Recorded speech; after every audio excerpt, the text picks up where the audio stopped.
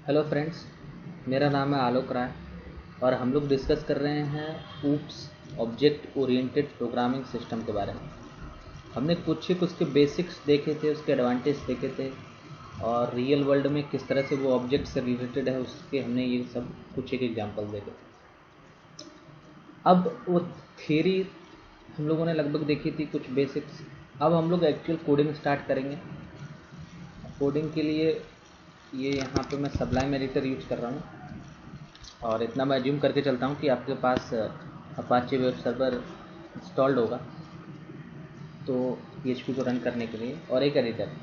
ठीक है, तो सबसे पहले दोस्तों जो ऑब्जेक्ट ओरिएंटेड प्रोग्रामिंग है उसका जो तरीका होता है, कॉन्सेप्ट, वो हम लोग क्लास और ऑब्जेक्ट डिफाइन करते हैं। क्लास बनाते हैं पहले, फिर उसके एट्रीब्यूट्स और फिर उसके जो बिहेवियर, हम लोगों ने पहले ही बात कर ली इनके बारे में, और फिर हम लोग डिफाइन करते हैं उसके ऑब्जेक्ट। दोस्तों क्लास क्या होती है पहले ये देख लेते हैं। क्लासेस आप ये कह सकते हो, जैसे अब फिर मैं वो एग्जांपल लेता हूँ रियल वर्ल्ड का, क्योंकि ये उसी से हम लोग हर एक एग्जांपल को देखेंगे रियल वर्ल्ड से रिलेट करके। तो जैसे आप सपोज आप एक बिल्डिंग बनने वाली है या एक घर बनवा रहे हो, आप एक घर बनवाते हो तो उसका सबसे पहले क्या रेडी होता है? ब्लूप्रिंट, या हम लोग कह सकते हैं टेम्पलेट, ये रेडी होता है। ठीक है, सबसे पहले उस बिल्डिंग का जो, या कार आप अगर नई मैन्युफैक्चर हो रही तो उसका पहले मॉडल रेडी किया जाता है। उसी तरीके से ऑब्जेक्ट ओरिएंटेड प्रोग्रामिंग है। जब पहले आप ऑब्जेक्ट कोई बनाते हो ना, तो सबसे पहले आपको क्लास डिफाइन करनी पड़ती है, और ये क्लास यही ब्लूप्रिंट की तरह काम करती है। बिल्कुल ये आप समझ लीजिए कि ब्लूप्रिंट, टेम्पलेट, क्लास ये सब एक ही है। जैसे ब्लूप्रिंट आप डिफाइन करते हो कागज और पेन्स के थ्रू, या फिर आप डिजाइन उसको रेडी करते हो, ठीक है, लेकिन एक्चुअल में वो बिल्डिंग अभी बनी नहीं है। सेम वही कॉन्सेप्ट यहाँ पे भी है। क्लासेस सिर्फ ये डिफाइन करती है, जैसे सॉरी, ब्लूप्रिंट में हम लोग ये डिफाइन करते हैं कि ये किस तरीके से बनेगा, उसके बारे में, बिल्डिंग के बारे में हम लोग रखते हैं कि ये कितने रूम्स रहेंगे, कितना क्या रहेगा, कि कितने उसमें आपको किचन रखोगे, कहाँ पे हॉल है रूम्स का, किस तरह से एलिवेटर्स वगैरह आप उसमें सेटल करो। तो ये सब चीज़ें हम लोग पहले से ब्लूप्रिंट में रेडी करके रखते हैं, और फिर बिल्डर उस ब्लूप्रिंट को लेकर के जितनी चाहे उतनी बिल्डिंग्स एक ब्लूप्रिंट को लेकर के बना सकता है।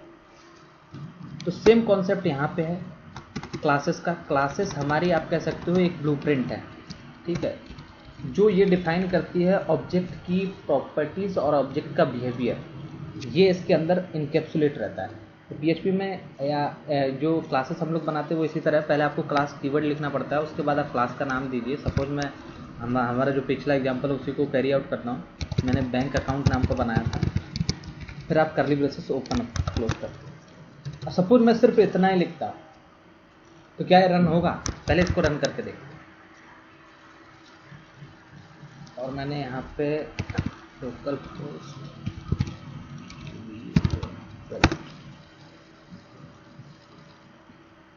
देखिए यहाँ पे कोई एरर नहीं आई, मतलब ये आपने सिंटैक्स इसका सही लिखा। क्लास का नेम, बैंक अकाउंट आपने दे दिया, और लेकिन अभी तक हमने कुछ भी प्रॉपर्टीज़ और कुछ एक मेथड अभी कुछ भी नहीं डिफाइन किया ऑब्जेक्ट का।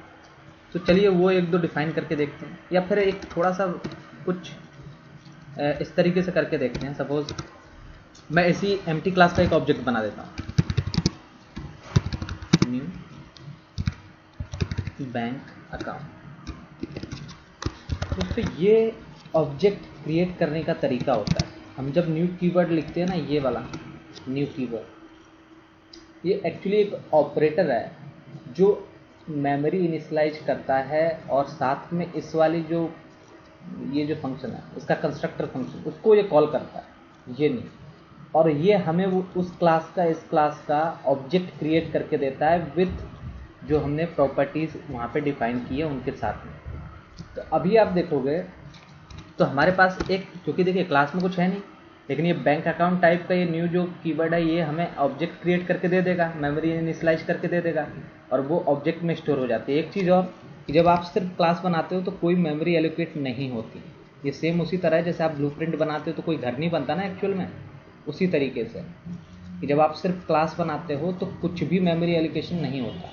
जब आप एक्चुअल ऑब्जेक्ट जब क्रिएट करते हो न्यू कीवर्ड के साथ में, तब जाकर वो बैंक अकाउंट नाम का अब जाकर रियल ऑब्जेक्ट हमें मिला है, ओबीजे।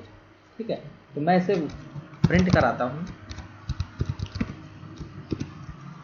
$OBJ। अब आप ये देखोगे कि ये एम्प्टी ऑब्जेक्ट, क्योंकि हम लोगों ने कुछ अभी तक डिफाइन नहीं किया इस ऑब्जेक्ट का, तो हमें ये न्यू कीवर्ड और ये कंस्ट्रक्टर मेथड इसकी कॉल होगी। इंटरनली कंस्ट्रक्टर मेथड होती है, वो मैं बताऊंगा किस तरह से डिफाइन करते हैं हम लोग। और मैं यहाँ पे ये देखिए ऑब्जेक्ट बैंक अकाउंट टाइप का, लेकिन अभी इसमें कुछ है नहीं, इस बॉडी में देखो आप, ये नल है। ठीक है, तो अब हम लोग कुछ एक प्रॉपर्टीज इसकी डिफाइन शुरू करते हैं। तो बैंक के बारे में जो बताती हैं चीज़ें, उन्हें हम प्रॉपर्टीज़ बोलते हैं। तो पहला मैं डिफाइन करता हूँ सपोज पब्लिक। और दोस्तों उससे पहले एक चीज़ जानना है, थोड़ी सी मैं ओवरव्यू दे दूँ कि कुछ एक्सेस मॉडिफायर्स होते हैं और PHP में 3 हैं, वो क्या करते हैं उनके बारे में मैं आपको डिटेल में थोड़ा जैसे जैसे आगे बढ़ेंगे उस तरह से। पब्लिक होता है और दूसरा होता है प्रोटेक्टेड और तीसरा होता है प्राइवेट। जो पब्लिक होती हैं वे वेरिएबल्स होते हैं जिनको हम क्लास के बाहर से, मतलब ये जो बॉडी है ना, हम डिक्लेयर यहाँ पे करते हैं, लेकिन उसको यहाँ से हम लोग एक्सेस कर सकते हैं। मैं इस ऑब्जेक्ट के थ्रू डायरेक्टली पब्लिक जितने मैंने डिक्लेयर किए हैं मेंबर वेरिएबल या फंक्शन में, उनको एक्सेस कर सकता हूँ। जो प्रोटेक्टेड होते हैं ना, वो सिर्फ उन्हीं क्लासेस में एक्सेसिबल होते हैं जहाँ आप एक क्लास को इनहेरिट कर रहे हैं। इनहेरिटेंस में हम लोग इनको देखेंगे अच्छे से। और प्राइवेट वो होता है जो सिर्फ इस क्लास के स्कोप में ही हमें मिलता है, उसे बाहर एक्सेस नहीं कर सकते हैं। तो ये एक छोटा सा ओवरव्यू है, इसको डिटेल में बाद में देखते हैं। तो मैं एक डिक्लेयर करता हूँ यहाँ पे इसकी property, suppose account number.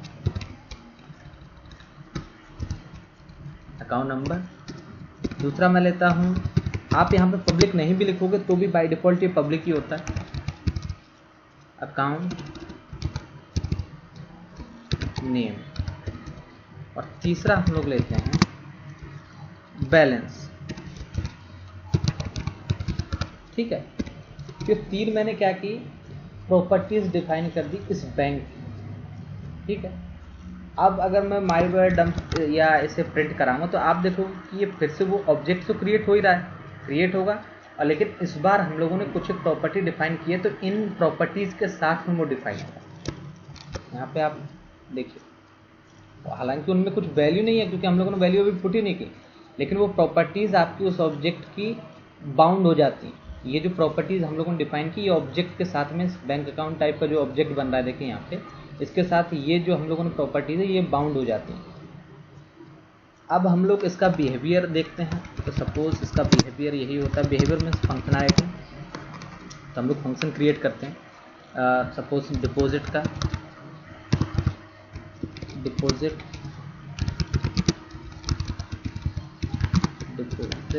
Method. दूसरा मैं लेता हूँ पब्लिक विड्रॉ, सॉरी फंक्शन में नहीं लिखा है, तो फंक्शन विड्रॉ। दो बिहेवियर्स मैंने बैंक अकाउंट के यहाँ पे, मैं सिर्फ यहाँ पे सिंपल इको करा रहा हूँ, इसको थोड़ा प्रोग्रामेटिक तरीके से आगे देखेंगे किस तरह से करना है। विड्रॉ मैथड, यहाँ पे एक कंप्लीट ऑब्जेक्ट मैंने रेडी कर लिया इस ब्लूप्रिंट से। इस वाले ब्लूप्रिंट से या इस टेम्पलेट से मैंने एक ऑब्जेक्ट अब क्रिएट कर लिया है जो रियल में एग्जिस्ट है, जिसके पास ये प्रॉपर्टीज होंगी और उस ऑब्जेक्ट के ये बिहेवियर्स होंगे। ये जो हम लोग डिक्लेयर करते हैं ये वेरिएबल्स, ये सिंपल वही PHP के सिंपल वेरिएबल्स ही होते हैं। सब फर्क सिर्फ इतना है कि ये ऑब्जेक्ट से बाउंड होते हैं। इस वाले ऑब्जेक्ट से अगर हमें एक्सेस करना है तो इन ऑब्जेक्ट का यूज करके ही एक्सेस करते हैं। और ये जो है फंक्शंस या बिहेवियर, ये भी PHP के सिंपल फंक्शन ही आप कह सकते हो, लेकिन ये भी इस ऑब्जेक्ट से ही बाउंड होते हैं। आप ऑब्जेक्ट के थ्रू ही एक्सेस करते हो उसको। डायरेक्टली मैं यहाँ पे फंक्शन नहीं कॉल करा सकता। ये डिपॉजिट मेथड है तो मैं यहाँ पे इस तरह से नहीं लिख सकता, जैसे हम लोग नॉर्मली फंक्शन कॉल कराते हैं ना, इस तरीके से नहीं लिख सकता। ये एरर देगा कि डिपॉजिट नाम का कोई फंक्शन है नहीं। तो अगर इसको एक्सेस करना है ऑब्जेक्ट के थ्रू, मैं ऐसे कर सकता हूँ। जैसे मैं यहाँ पे अगर आपको दिखाऊँ तो ऑब्जेक्ट के थ्रू ये एक्सेसिबल होगा। तो कमेंट कर देते हैं। तो ये डिफरेंस होता है एक सिंपल वेरिएबल में और यहाँ देखिए डिपॉजिट मेथड और उसकी वैल्यू क्या है, अभी नल है। अब हम लोग थोड़ा सा इस चीज़ को मीन्स सपोज यहाँ पे मैं आया और आप इस ब्लूप्रिंट से जितने ऑब्जेक्ट चाहो उतने क्रिएट कर सकते हो। जैसे एक ब्लूप्रिंट अगर हम लोग रेडी करते हैं घर का तो उससे कितनी भी बिल्डिंग्स बिल्डर बना सकता है। सेम कॉन्सेप्ट यहाँ पे भी है, आप जितने चाहो उतने अलग अलग बैंक अकाउंट बना सकते हो, सब में अलग अलग प्रॉपर्टीज़ आप डिफाइन करते हो कि भाई किसी का अकाउंट नंबर कुछ है, अकाउंट नेम उसका कुछ होगा, बैलेंस में भी सबके डिफरेंट होंगे। तो इस तरीके से आप बना सकते हो। ठीक है, अब आपको ये चीज़ समझ में आ गई होगी। अब ये न्यू कीवर्ड के बारे में मैंने बता दिया। एक और कीवर्ड है और उसको हम लोग कंस्ट्रक्टर मेथड के साथ ही देखते हैं। दोस्तों कंस्ट्रक्टर वो मेथड होती है PHP में, एक जब क्लासेस आप डिफाइन करते हो तो एक मेथड होती है कंस्ट्रक्टर।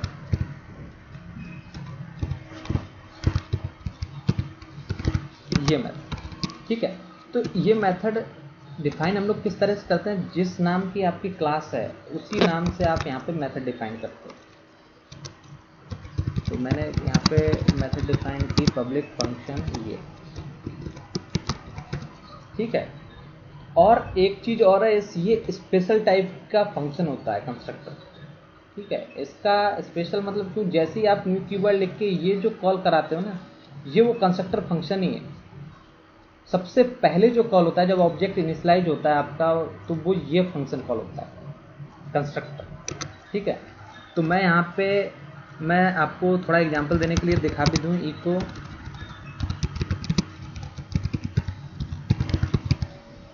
कंस्ट्रक्टर मेथड, ये मैंने यहाँ पे डिफाइन कर दिया। और देखिए मैंने सिर्फ ऑब्जेक्ट क्रिएट किया, अभी मैंने कोई भी फंक्शन यहाँ से कॉल नहीं किया। ये एक स्पेशल टाइप का फंक्शन है, जब आप न्यू कीवर्ड के साथ क्लास का नाम लिखते हो तो ये ऑटोमेटिकली कॉल हो जाता है इनिशियलाइजेशन के टाइम पे ऑब्जेक्ट पे, ठीक है। अब आप देखोगे कि मैंने यहाँ पे देखिए वो कंस्ट्रक्टर, उसको यहाँ से मैं कॉल नहीं कर रहा हूँ अभी, क्योंकि ये कॉल हो रहा है ऑटोमेटिकली। तो यहाँ पे आप देखो कंस्ट्रक्टर मेथड कॉल हो जाएगी, कंस्ट्रक्टर मेथड, ठीक है। मैंने ये आपकी कॉल हो गई। अब इसका यूज क्या है, इसका यूज दोस्तों कंस्ट्रक्टर का हम इनिशियलाइजेशन के लिए करते हैं। इनिशियलाइज करनी है आपको इन सब वैल्यूज़ को पहले से ही, आप कोड उनका बाद में मीन्स आप उस पर सेट गेट इस तरीके की जो प्रॉपर्टीज़ वो बाद में आप सेट गेट कर सकते हो, या फिर कुछ कैलकुलेशन वगैरह बाद में परफॉर्म कर सकते हो। लेकिन जो इनकी इनिशियल वैल्यू है ना, वो आपको ऑब्जेक्ट क्रिएशन के टाइम पे अगर रखनी है तो आप उसको एज ए पैरामीटर यहाँ पे पास कर सकते हो। जैसे सपोज मैं ये अकाउंट नंबर की वैल्यू है, वो मैं अकाउंट जब मीन्स क्रिएट होगा उसी समय पे यहाँ पे उसको इनिशियलाइज कर दूंगा। और फिर आपका दूसरा है अकाउंट नेम और तीसरा है $बैलेंस। अब एक और चीज़ यहाँ पे समझने वाली है, और ये दो एक चीज़ मुझे लगता है बहुत इंपॉर्टेंट है। एक तो न्यू कीवर्ड मैंने आपको बता ही दिया क्या करता है। एक होता है $this, ये वेरिएबल होता है, ठीक है। ये क्या होता है वो मैं अभी आपको बताता हूँ। आप $this लिखोगे, फिर ये एरो सिंबल, ये भी एक ऑपरेटर है। और फिर हम लोग ये जो हमारी मेंबर्स हैं उनको एक्सेस करते हैं एक एक करके, और उनकी जो बाय डिफ़ॉल्ट वैल्यू वो डिफाइन करते हैं।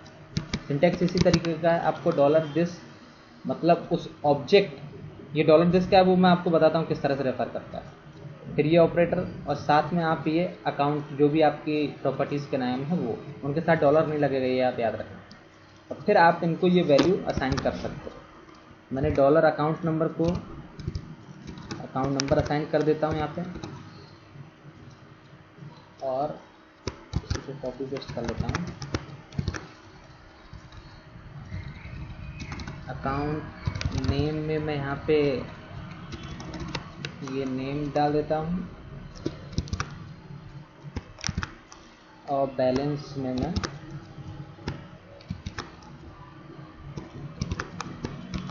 बैलेंस डाल देता हूँ, ठीक है। तो ये हम लोगों ने इनिशियल, अब ये दिस कीवर्ड क्या कहता है दोस्तों, ये दिस एक वेरिएबल है, आप ये कह सकते हैं। ये एक ऐसा कीवर्ड है सपोज कि ये ऑब्जेक्ट को रेफरेंस करता है, मतलब जिस ऑब्जेक्ट को लेकर के आप यहाँ पे अभी ऑब्जेक्ट क्रिएट कर रहे हैं। सपोज मैं यहाँ पे आपको दिखाता हूँ कि मैंने ये ऑब्जेक्ट बनाया, ऑब्जेक्ट तो यहाँ मैं ऐसा बोल सकता हूँ कि डॉलर ओबीजे इक्वल टू, या फिर मैं इस तरीके से बोलूँ तो बेटर रहेगा, डॉलर दिस, और इसको रेफरेंस मिल रहा है किसका, इक्वल टू, आप ये बोल सकते हो रेफरेंस मिल रहा है इसको डॉलर ओबीजे का। मतलब ये जो दिस की वर्ड है ना क्लास के अंदर, वो इसका रेफरेंस है। जो ऑब्जेक्ट करंटली आपका क्रिएट हो रहा है, दिस उसको पॉइंट करता है। तो एक हिसाब से पॉइंटर समझ लीजिए इसके लिए, इस ऑब्जेक्ट के लिए। मैंने यहाँ पे ओबीजे मतलब इस ऑब्जेक्ट के थ्रू मैंने बैंक अकाउंट क्रिएट किया है, तो ये जो दिस ये जो पॉइंट करेगा वो इस ऑब्जेक्ट को पॉइंट करेगा। अब दूसरा एक एग्जांपल लेते हैं, मैं दूसरा एक ऑब्जेक्ट क्रिएट करता हूँ।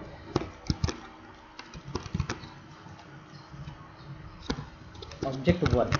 अब क्या होगा कि जब मैंने ये ऑब्जेक्ट क्रिएट किया तो ये दिस जो है वो इस वाले ऑब्जेक्ट को पॉइंट करेगा, जो करंटली जिसके थ्रू ये ऑब्जेक्ट बना हुआ है उसको ये दिस पॉइंट करता है। अब मैं यहाँ पे कुछ एक वैल्यू मॉडिफाई करके आपको दिखाता हूँ किस तरह से मॉडिफाई होती है। दोस्तों मैंने पहले बताया था कि इन वेरिएबल्स को अगर यूज करना है, इन फंक्शंस को यूज करना है तो हम लोग ऑब्जेक्ट के थ्रू ही करते हैं। तो यहाँ पे ये तरीका नहीं है, बेटर मैं डायरेक्टली यहाँ पे आपको देखोगे तो इनकी वैल्यू मैं डायरेक्टली सेट कर सकता हूँ। चाहो तो आप सेट कर सकते हो, जैसे ये अकाउंट नंबर है तो मैं यहाँ से उसको एक्सेस कर सकता हूँ। पहले हम लोग पहले सेट कर देते हैं तो फिर बेटर रहेगा ये। देखिए यहाँ पे मैंने कंस्ट्रक्टर तो बना लिया ये, तो आपको कंस्ट्रक्टर में ये पैरामीटर्स पास करने होंगे। अब अकाउंट नंबर, अकाउंट नेम और बैलेंस, तो ये उनकी इनिशियल वैल्यू सेट हो जाएगी जब आपको ऑब्जेक्ट बनता है तब। तो अकाउंट नंबर सपोज दैट में 1 2 3 4 5, अकाउंट नेम मैंने दे दिया इसको टेस्ट, और इनिशियल वैल्यू इसकी मैं 2000 सपोज इस तरीके से रखता हूँ। तो अब मैं इस ऑब्जेक्ट को प्रिंट कराऊंगा तो आप देखोगे कि ये इनिशियल वैल्यू उसकी ऑटोमेटिकली सेट हो जाती है जब आपका ये कंस्ट्रक्टर मेथड यहाँ से कॉल होती है। तो ये डॉलर दिस रेफर करता है इस वाले ऑब्जेक्ट को, तो इस वाले ऑब्जेक्ट के लिए ये तीनों वेरिएबल्स आपके सेट हो जाते हैं, अकाउंट नंबर, अकाउंट नेम और बैलेंस। अगर मैं अब इसको यहाँ पे प्रिंट कराऊँ, अगर मैं देखूँ वार डम, या फिर हम लोग उसको बेटर तरीका ये है कि इसको फ्री करवा लेता हूँ और फिर प्रिंट आर कराता हूँ इसको, और डॉलर ओबीजे मतलब जो ऑब्जेक्ट हम लोगों ने क्रिएट किया उसका। अब इसको रन कराते हैं। सॉरी, अनडिफाइंड वेरिएबल आ गया 320, कहीं पे वेरिएबल कुछ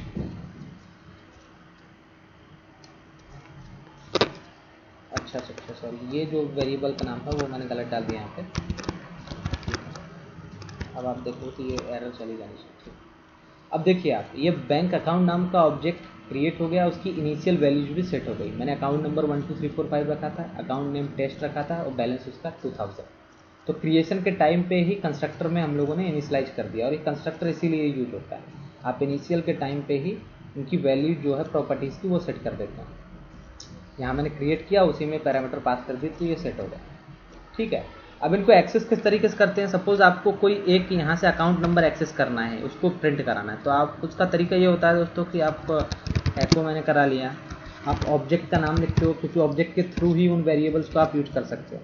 तो देखिए यहाँ पे ये पब्लिक टाइप के हैं तो मैं डायरेक्टली इनको वहाँ पे यूज कर सकता हूँ। मैं यहाँ पे अकाउंट नंबर आपका प्रिंट करा सकता हूँ, ओबीजे अकाउंट नंबर मैंने यहाँ पे डाल दिया।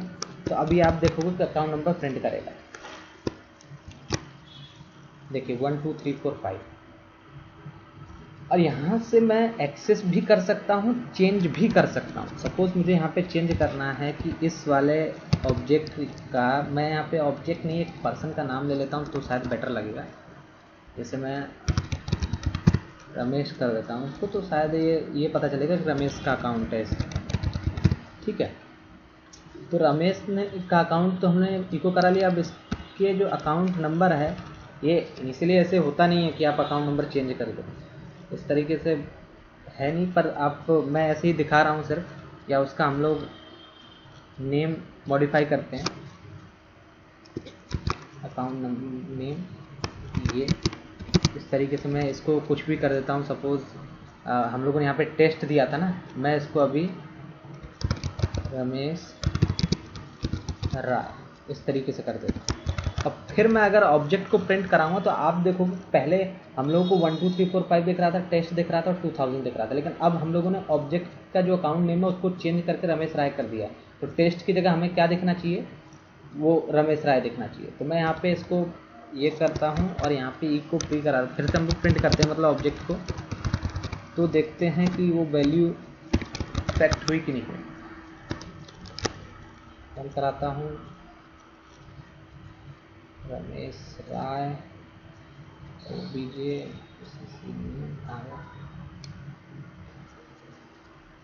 सॉरी, देखिए ये मैंने ऑब्जेक्ट का नाम यहाँ तो चेंज कर दिया पर यहाँ पे चेंज किया ही नहीं, इसीलिए वो जनरेट हुआ है वॉर में। चलो डिफाइन वेरिएबल OBJ, सॉरी ये देखिए आप अकाउंट नंबर 1 2 3 4 5 पहले यहाँ पे टेस्ट दिख रहा था, अब रमेश राय दिख रहा और 2000। तो हम लोग यहाँ से भी ऑब्जेक्ट के थ्रू इनकी जो प्रॉपर्टीज़ है उसको, क्योंकि ऑब्जेक्ट की ही प्रॉपर्टीज़ हैं, उनको हम लोग गेट और सेट कर सकते हैं, उनको हम फेच भी कर सकते हैं और उनको एक नई वैल्यू भी असाइन कर सकते हैं।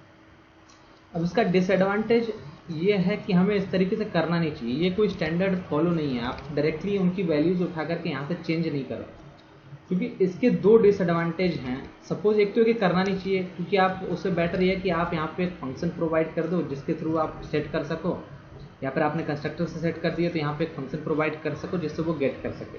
डायरेक्टली इनको उठाकर चेंज करना, सपोज उसने अकाउंट में यहाँ पे कुछ उल्टा सीधा डाल दिया, यहाँ पे रमेश राय की जगह उसने 1 2 3 4 5 गलती से उसने टाइप कर दिया, तो ये सेट हो जाएगा उसमें, ठीक है। आप देखोगे तो ये भी सेट हो सकता है। लेकिन अगर हम लोग फंक्शन के थ्रू सेट करवाते हैं तो हमारे पास ये ऑप्शन रहता है कि हम उसे वैलिडेट करवाएंगे पहले।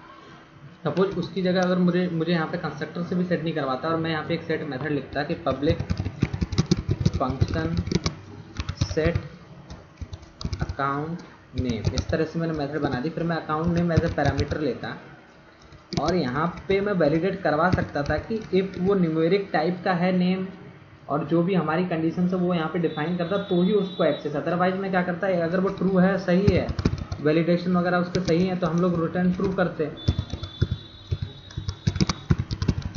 और एल्स में नहीं तो हम उसको मैसेज जनरेट करवा सकते हैं कि एल्स रिटर्न फॉल्स, इस तरीके से। ठीक है, ये फ्लेक्सिबिलिटी होती है। हमें डायरेक्टली इसकी जो प्रॉपर्टीज़ हैं, जो वेरिएबल्स, उनको डायरेक्टली एक्सेस नहीं करना चाहिए थ्रू ऑब्जेक्ट, ठीक है, क्योंकि वहाँ पे कुछ भी आप डाल सकते हो और ये करना भी नहीं चाहिए, क्योंकि सपोज़ इस तरह की चीज़ें हैं, अकाउंट नंबर है और ये प्राइवेट होती है, ठीक है, ये बैलेंस आपका प्राइवेट होता है अकाउंट में देखें तो अकाउंट नंबर भी आपका प्राइवेट ही होता है, तो ये अकाउंट नेम भी उसका प्राइवेट, तो इस तरह की चीज़ें बैंक के अंदर ही रहें तो ठीक है। उनको पब्लिकली कहने का सेंस यही है कि अगर आप एक प्रोग्रामर तो है नहीं जो बैंक अकाउंट पे काम कर रहा है, कोई और भी हो सकता है, उसने सपोज ये रमेश ऑब्जेक्ट का कुछ नाम यहाँ पे चेंज करके, मीन्स इस तरह की मिस्टेक ना हो, ऐसी मिस्टेक से आप बच सकें। इसीलिए आप जो बेटर तरीका ये है कि आप फंक्शंस बना लो और उनसे सेट और गेट कर सकते हो वैल्यू। उम्मीद करता हूँ कि आपको ये समझ में आया होगा, और इसके बारे में जो हम लोग नेक्स्ट वीडियो है उसमें इनकैप्सुलेशन के बारे में मैं चर्चा करूँगा। उसमें ये पब्लिक, प्राइवेट और प्रोटेक्टेड क्या है उनके बारे में देखेंगे, और ये जो मैं बोल रहा था सब मैंने पब्लिक टाइप की रखी हैं, इनको किस तरीके से हम लोग मॉडिफाई कर सकते हैं, यहाँ से डायरेक्टली एक्सेस कैसे उसको नहीं दें, इन सब चीज़ों पे बात करेंगे। उम्मीद करता हूँ कि आपको ये वीडियो पसंद आया होगा। अगर प्लीज़ आपको पसंद आया तो इसे लाइक करिए, सब्सक्राइब कीजिए, और thank you very much for watching.